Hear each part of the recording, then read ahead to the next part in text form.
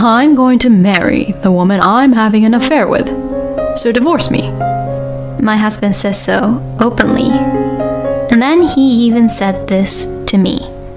I need you to take care of my parents for my new married life.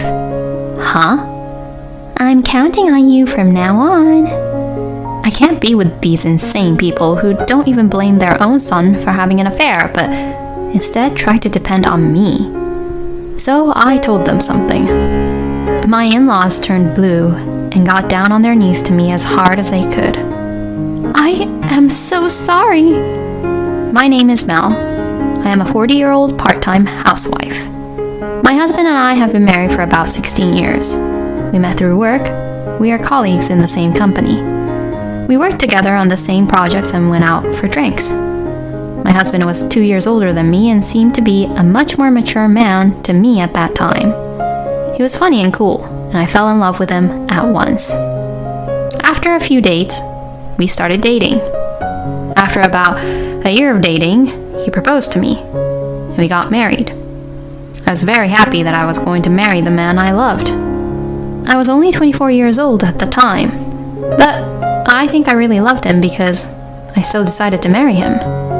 After that, my husband and I worked together and had a happy married life. 3 years into our marriage, our son, Zach, was born.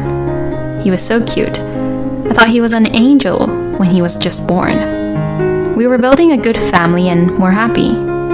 I think it was a good thing that I quit my job after the birth because I was able to devote myself to raising our son and spend a lot of time with him. And I had a good relationship with my in-laws. When I visited my in-laws, they talked to me kindly with smiles on their faces and made me feel comfortable. I thought that we had a really happy married life. My in-laws love their grandson, Zach, very much, so they often came in our house or would invite us to theirs. Then my husband made this suggestion. Why don't we move in with my parents? Then they could see Zach every day and we could live in a big house without paying rent. Indeed, I thought his proposal was a good one. It was because of the good relationship between my in-laws and me at that time. My son is going to grow up and it would be better for him to live in a bigger house where he can live freely. So I agreed to live with them. However, I came to realize that my decision was wrong at that time. At first, I thought that living together was going very well. My parents-in-law seemed very happy to be able to live with their grandchild, and my husband seemed relaxed to be back at home. I did my best to do housework as a housewife, and my parents-in-law and my husband never complained to me. My son grew up to be a good boy, and we all watched him grow up. However, there was one thing that bothered me a little. My parents-in-law spoiled my son too much, buying him everything and giving him allowance without my permission. I saw this and thought it was not good for his upbringing, so one day I said to my in-laws, "Could you please stop buying Zach so many things?" When I said this, my in-laws' eyes widened and they became angry. "Are you going to deprive us of the joy of spending time with our Zach? Do you think you are the only one raising him?"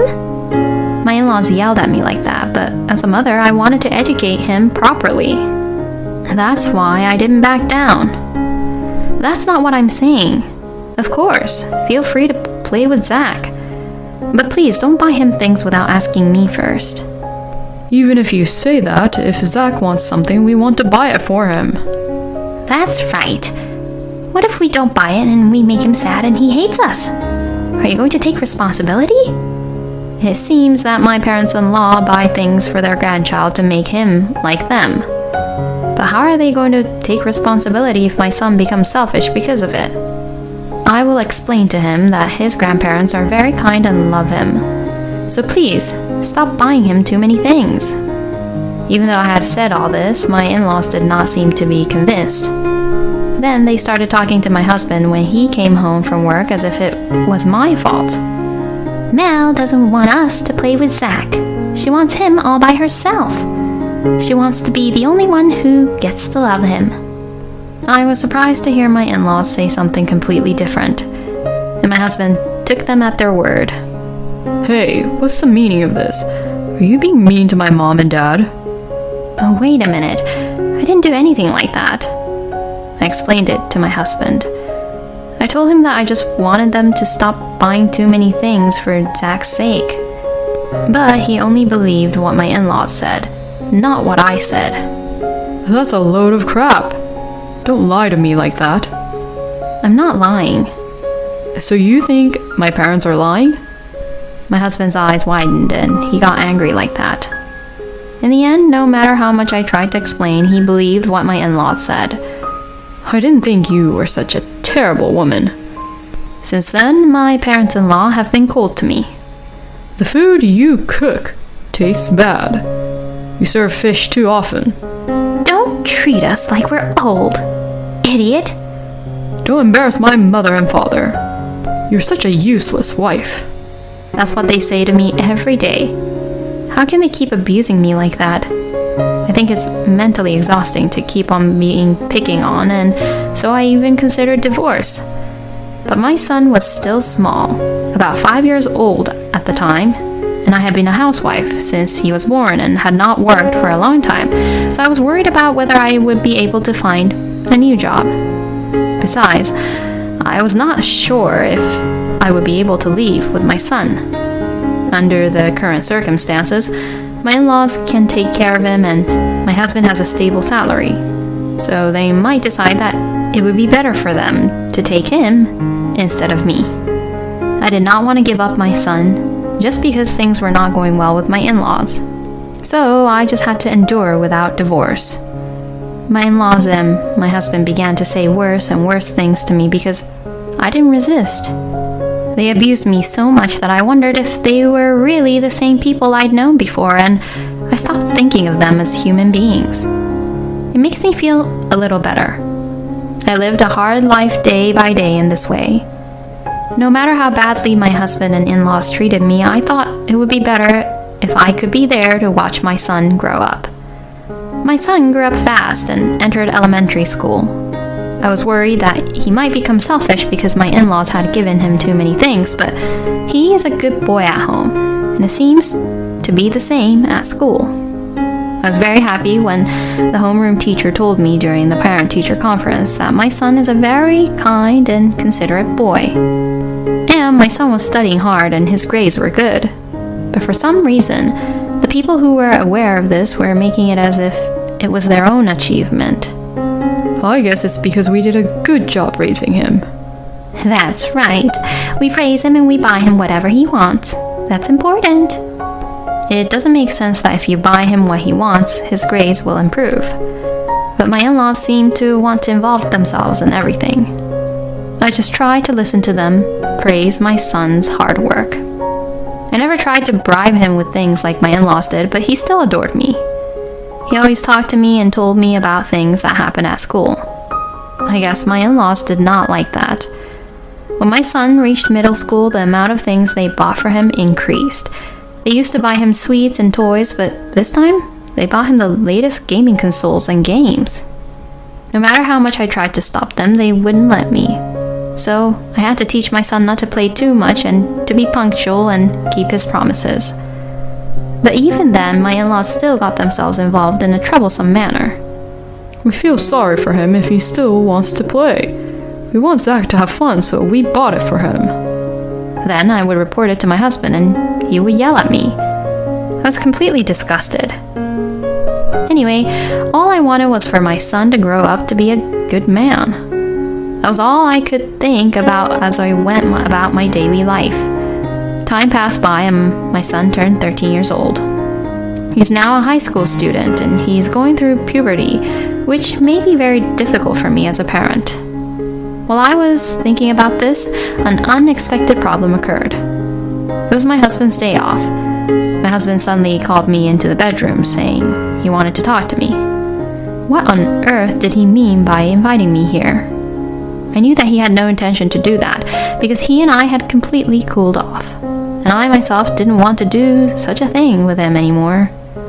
While I was thinking about this, my husband suddenly made a surprising statement. I'm going to marry the person with whom I'm having an affair. What? I was surprised at the unexpected words from my husband. Well, it's understandable to be surprised. I've been trying to keep you in the dark, but I thought it was time to tell you. My husband told me so openly. Why would he want to tell the world that he's having an affair? Well, I don't know what a stupid person thinks. And finally, he says something like this. I'm counting on you to take care of my parents for my new married life. Huh? Wait a minute. You're getting a divorce, right? Then I'll have to leave with Zach, won't I? I said that and he said something crazy. I'm the one who's leaving. What? What do you mean? So I'm going to leave here and start a new married life with my new wife. And I'm worried about my parents, so I'm leaving you in charge of the house. You'll have a house to live in with Zach, so it's a win-win. I was speechless. It's not a win-win at all. I was at a loss for words at that crazy comment. Well then, I'll tell them about it right away, my husband said, and suddenly started to go to the living room. I hurried after him. He gave the same explanation to my parents-in-law as he had given to me. I thought they would be angry at my husband for this, but my in-laws were also crazy people. Yes, I'll miss you, but, well, it can't be helped. I know. The newlyweds should spend their honeymoon alone, so you'll take care of everything else, huh? I'll be counting on you. My in-laws don't blame their own son for having an affair and try to depend on me. If you leave, I'll make sure you leave Zach behind. If you leave, you'll be the only one. I can't be with these insane people. I told them something. I'm telling you, since this is my husband's divorce, I can claim alimony and I have a better chance of getting my son. What? What do you mean? Because my husband committed adultery. Normally, the adulterer never gets custody, and the mother usually gets that. Wait a minute. Then you'll take Zach and leave, won't you? Yes, of course. That's the plan. I won't let you. That's it. Let's talk to Zach. My in-laws and my husband says so and went to call our son. Are they going to tell him everything? My son came into the living room. What's wrong? Mom and Dad are getting a divorce. What? So you would like to stay here with your grandparents, wouldn't you? That's an unfair way of explaining and asking questions. I quickly made my point. You better explain to him that you are divorcing me because of your adultery. When I said this, my husband and in-laws were in a panic. Zach is just a junior high school student. That's right. What are you trying to do to him by shocking him? My in-laws and husband were blaming me, but before I could say anything back, my son started talking. You're the one who caused the shock, aren't you? Why are you all blaming my mother? Well, I mean, I heard you all arguing earlier. So if you get divorced, which one of you will I follow? Of course, it's Mom. Zach, why? And don't you want to live with Grandpa and Grandma? You know, you were nice to me, but you were terrible to Mom, weren't you? To be honest, I can't forgive you.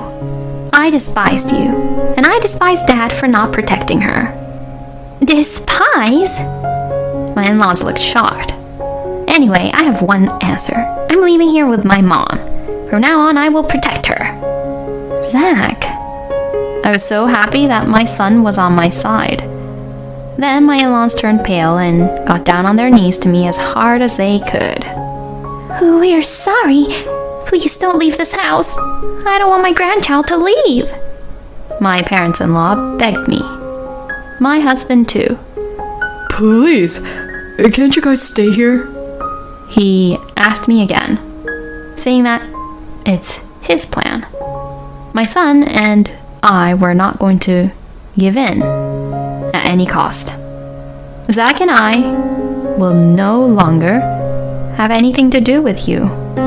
We will leave this house, and we will leave this house for good. I said this and started to pack up my things. My son joined me in packing his bag with only what he needed for the time being. Where are you going? I screwed up. If you guys go to your parents' house, Zach will have to change schools. Don't you feel sorry for him?" My husband said things like that and tried to keep us here until the end. But then my son said to him, "I'd rather change schools than to stay in this house forever. You should first be sorry for what you have done to Mom. The worst thing you did was to have an affair. Do you realize how much you've done to her?" My husband is being told off like that by a child who has just started high school. I tried hard not to laugh at how hilarious it was. My husband was kneeling on the ground with a pale face. My in-laws were so exhausted that they just slumped down on the ground. My son and I left the house, and I drove to my parents' house with him by my side. After that, I hired a lawyer and demanded divorce, alimony, and child support for my husband. Of course, I also demanded alimony from the adulterous partner. My husband thought that if I moved in with my parents, he would not have to pay child support. However, everything did not go as planned, and as a result, he had to pay alimony and child support. Furthermore, the affair partner also said that the story he had told her was different, and so he was eventually dumped. He is currently staying with my in-laws and putting most of his income towards alimony and child support. Incidentally, I told the neighbors about the affair and sent a certified letter to my ex-husband's workplace, so people around my ex-husband know about it, and they look at him coldly and refuse to get involved with him. Because of you, we can't see Zach anymore. My ex-in-laws would blame my ex-husband. "It's because of my money that you have been living a good life, right?" It's said that they have been quarreling every day. My ex-husband sent me a message saying that he wanted to get back together with me, but I only read the message and blocked him. I also blocked his incoming calls so that he could not contact me at all. After I went back to my hometown with my son, I started working as an office worker for a friend of my father's company. Now, I am raising my son as a single mother with the support of my parents. My son has remained a kind-hearted child despite all that has happened, and he seems to be adjusting well to his new school. I will continue to work as hard as I can and watch my son grow up.